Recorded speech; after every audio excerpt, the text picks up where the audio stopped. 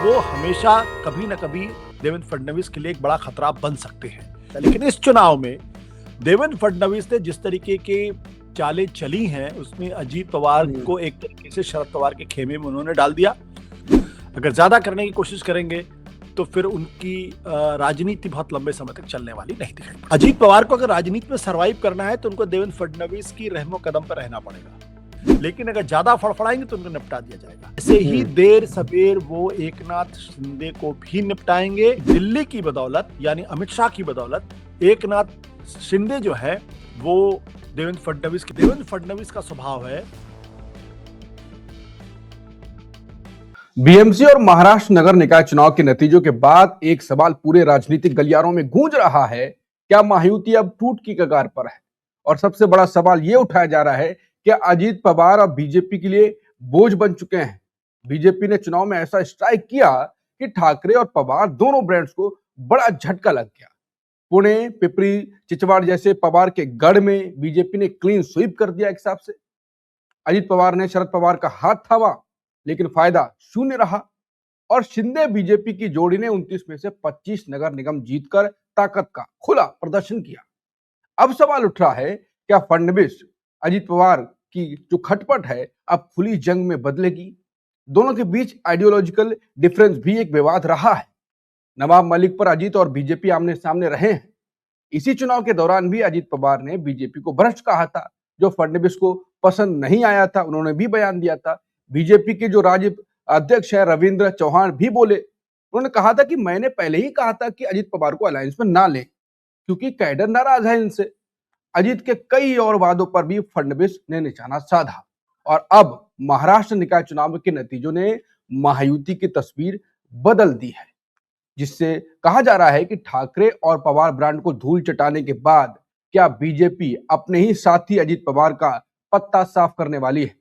क्या महाराष्ट्र में अब सिर्फ भगवा राज चलेगा? आज आशुतोष जी करेंगे इसी सियासी दरार का पोस्टमार्टम। नमस्कार, मैं हूं अंकुर, आप देख रहे हैं सत्य हिंदी का खास शो आशुतोष की पैनी नजर, जहां आशुतोष जी खबर की खबर लेकर असली खबर बताते हैं। आशुतोष सर जी, अजीत पवार का तो बस्ता गोल हो गया पूरा मामला ही 0 सन्नाटा। तो अब कहां देखिए इनको जब इनकी कोई वैल्यू नहीं है। देखिए अंकुर, इसके दो पहलू हैं। एक पहलू तो ये है और सबसे बड़ा सवाल इसी बात को लेकर ये कि जिन शरद पवार की तूती महाराष्ट्र की राजनीति में 1970 के दशक से लगातार गूंजती रही और जिनको एक बार देश के प्रधानमंत्री के तौर पर भी देखा गया जब राजीव गांधी की मृत्यु हुई और 1991 में जब केंद्र के अंदर सरकार बनाने की बात हुई थी, उस वक्त जो तीन सबसे बड़े दावेदार थे उनमें से नरसिम्हा राव थे, शरद पवार थे और अर्जुन सिंह थे। लेकिन उस वक्त नरसिम्हा राव प्राइम मिनिस्टर बने और शरद पवार पीछे छूट गए। शरद पवार 3 बार के पंजाब के मुख्यमंत्री, माफ करिएगा, महाराष्ट्र के मुख्यमंत्री रहे, लेकिन कभी भी उन्होंने अपना एक टर्म पूरा नहीं किया। और उनके बारे में यह कहा जाता रहा है कि दरअसल वो मैकियावेलियन पॉलिटिक्स करते हैं, यानी प्योर पॉलिटिक्स करते हैं।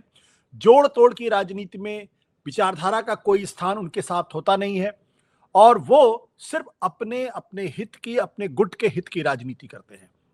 यही कारण है कि 1977 के दशक में वसंत दादा पाटिल ने उनको आगे बढ़ाया था, लेकिन उन्हीं की पीठ पे छुरा घोंपते हुए उन्होंने पार्टी तोड़ी और उसके बाद अपने बल पे सरकार बनाई। बहुत छोटी सी उम्र में उन्होंने अपनी सरकार बना ली थी, लेकिन वो सरकार ज्यादा दिन चली नहीं, ज्यादा वर्षों तक चली नहीं। तो शरद पवार के लिए उसके बाद जब सोनिया गांधी कांग्रेस पार्टी के अध्यक्ष बनी तो शरद पवार ने पीएस संगमा और तारिक अनवर के साथ एक नई पार्टी बनाई जिसका नाम था राष्ट्रवादी कांग्रेस पार्टी यानी एनसीपी। और उनका विरोध किस बात को लेकर था कि सोनिया गांधी विदेशी मूल की है, विदेशी मूल का कोई भी आदमी देश में संवैधानिक पदों पर नहीं बैठ सकता। उनको लगा कि उनके साथ कांग्रेस के ज्यादातर लोग टूट जाएंगे, लेकिन ऐसा बिल्कुल नहीं हुआ। कांग्रेस पूरी तरीके से सोनिया गांधी के साथ मजबूती के साथ खड़ी रही और 2004 में जब कांग्रेस पार्टी की सरकार बनी तो उसमें शरद पवार के पास कांग्रेस से गठबंधन करने के अलावा दूसरा कोई रास्ता नहीं था और वो चुपचाप एक कैबिनेट मिनिस्टर बन के रह गए। जो प्रधानमंत्री बनने का सपना देखते थे वो एक जिसे कहते हैं ना कि छोटे पद पर अपने आप को इन्होंने स्वीकार कर लिया। उसके पहले भी महाराष्ट्र के अंदर जो कांग्रेस के गठबंधन की सरकार बनी थी उसमें भी एनसीपी शामिल हो गई थी। यह है शरद पवार का पूरा प्रोफाइल। अब शरद पवार आज की तारीख में करीब 85 साल की उम्र उनकी हो गई है और वो इतने बड़े सूरमा माने जाते थे कि कभी भी महाराष्ट्र के अंदर अपने बल पर सरकार नहीं बना पाए। दूसरा, जब उन्होंने कांग्रेस पार्टी से पार्टी तोड़ी, एनसीपी बनाई, उसको भी वो एक बहुत मजबूत मुकाम पे नहीं लेके जा पाए। 15 साल तक कांग्रेस एनसीपी की सरकार रही महाराष्ट्र के अंदर और वो हमेशा वो सेकंड फिडल प्ले करते रहे। मुख्यमंत्री हमेशा कांग्रेस का रहा, डिप्टी सीएम जो है वो शरद पवार की पार्टी का रहा। जब नरेंद्र मोदी की सरकार आई उसके बाद उनकी पार्टी टूट गई, यानी शरद पवार अपनी पार्टी नहीं बचा पाए। और बगावत किसने की? उनके अपने ही चचेरे, उनके अपने ही भतीजे अजीत पवार ने, जिनको वो एक तरीके से उत्तराधिकारी के तौर पर देख रहे थे। अब वो उस उम्र पे पहुंच गए हैं जहां शरद पवार से कोई बहुत ज्यादा उम्मीदें नहीं की जा सकती। उम्र उनके साथ नहीं है, उनकी पार्टी के ज्यादातर लोग उनके साथ नहीं है और सबको लगता है कि जिस तरीके से इस पूरे इस म्यूनिसिपैलिटी के चुनाव में, खासतौर पर पुणे और पिपरी चिंचवाड़ के इलाके में, हालांकि अहिल्यानगर में अजीत पवार की पार्टी की सरकार बनी है बीजेपी की मदद से, लेकिन यहां पर जो स्थिति है, आप अपने ही गढ़ में बुरी तरीके से शरद पवार हार गए हैं। तो जो शरद पवार एक जमाने में प्रधानमंत्री बनने का सपना देखते थे, महाराष्ट्र को अपने बल पे चलाने का सपना देखते थे, वो आज पुणे और पिपरी चिंचवाड़ से भी बाहर निकल गए हैं। अब दूसरा सवाल है कि अजीत पवार का क्या होगा? अजीत पवार हमेशा से शरद पवार की तरीके से जोड़ तोड़ की राजनीति के में माहिर माने जाते रहे। भ्रष्टाचार के उनके ऊपर गंभीर से गंभीर आरोप लगे हैं। वो तस्वीर लोग भूल नहीं सकते जब सुबह 5:30 बजे उन्होंने देवेंद्र फडणवीस के साथ अचानक उप मुख्यमंत्री की शपथ ले ली थी और शरद पवार सकपका के रह गए थे और शरद पवार ने बाद में ये कहा कि मेरी इसमें कोई मिली भगत नहीं। हालांकि तब भी लोगों ने कहा था कि शरद पवार की सहमति के बगैर अजीत पवार कोई कदम नहीं उठा सकते। फिर वो दोबारा शरद पवार अजीत पवार मिल जाते हैं और फिर वो एक महा आघाड़ी बनता है, महाराष्ट्र विकास आघाड़ी बनता है, जिसमें उद्धव ठाकरे मुख्यमंत्री बनते हैं। फिर शरद पवार की पार्टी सेकंड फिडल प्ले करती है, अजीत पवार जो उसमें उप मुख्यमंत्री बनते हैं। तो इन सारे घटनाक्रमों के बाद में शिवसेना पहले टूटती है और उस वक्त शरद पवार ने कहा था कि उद्धव ठाकरे अपनी पार्टी नहीं संभाल पाए। जब एनसीपी टूट गई तो किससे जाके शिकायत करेंगे? वो खुद अपनी पार्टी नहीं संभाल पाए।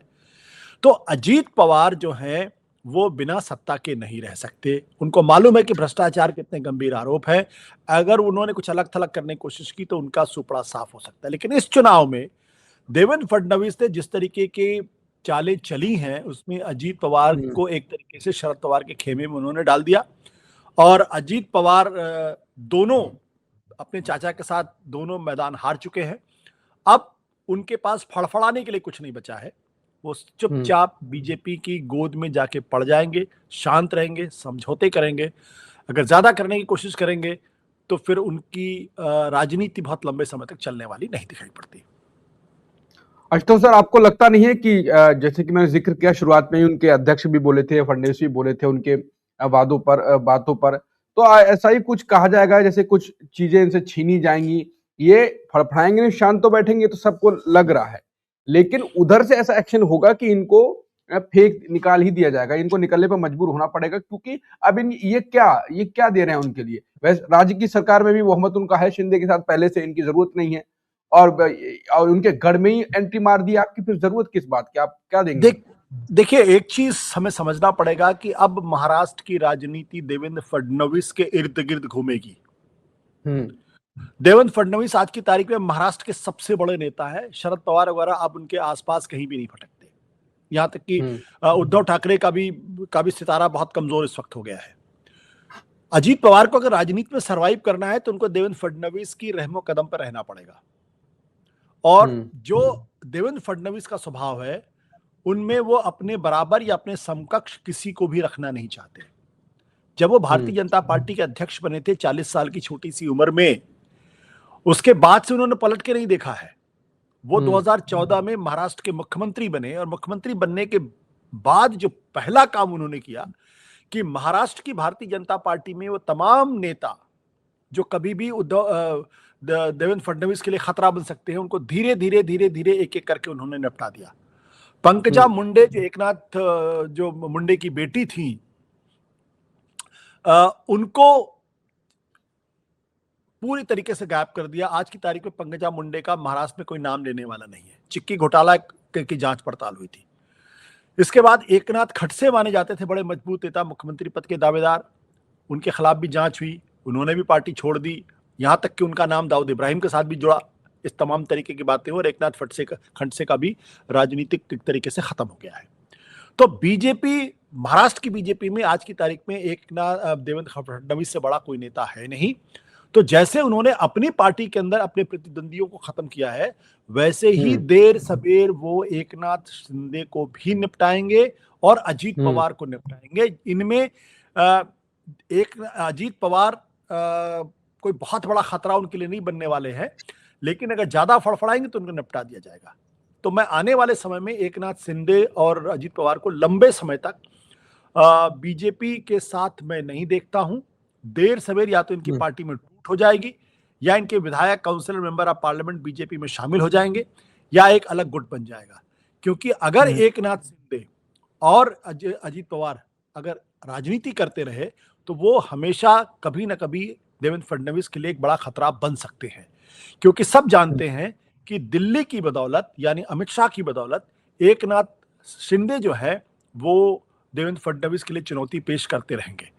तो अजीत पवार उतनी बड़ी चुनौती नहीं होंगे, लेकिन वो भी स्वभाव से मैकियावेलियन है, इसलिए दोनों को निपटाने में देवेंद्र फडणवीस की दिलचस्पी होगी। आने वाले 5-6 महीनों के अंदर ये खेल पूरी तरीके से खुलकर सामने आएगा। बिल्कुल। तो जो आशुतोष सर ने कहा कि शिंदे पर भी तलवार लटक रही है, उन पर भी खतरा है, जो सीटें लेके आए हैं उनको भी किनारे करने की पूरी कोशिश होगी। कुल मिलाकर छत्रपों को, क्षेत्रीय दलों के जो नेता हैं उनको हटाने की सेंध तो मार ही दी है बीजेपी ने, और शिंदे भी कुछ खास नहीं, उनको जहां लड़ाया गया वो लड़े हैं, 29 सीटों के आसपास लेके आए हैं, तो उनकी पावर भी बहुत ही ज्यादा कुछ खास नहीं है। सारे ब्रांड हटा दिए, किनारे कर दिए। महाराष्ट्र में एक ही होगा, नाम गूंजेगा, जो आशुतोष सर ने कहा कि देवेंद्र फडणवीस। और उसके बाद फिर दिल्ली का रास्ता कैसे खुलेगा उस पर अलग चर्चा का एक विषय है। कुल मिलाकर अभी देखते हैं कि कितने दिनों बाद शिंदे और अजीत पवार को हटाने की कोशिश होती है। अजीत पवार शरद पवार से मिल तो रहे हैं, क्या बातचीत हो रही है वो भी आज नहीं तो कल चर्चा में होगी। जो भी होगा हम आपके सामने लेकर आते रहेंगे। तब तक के लिए नमस्कार।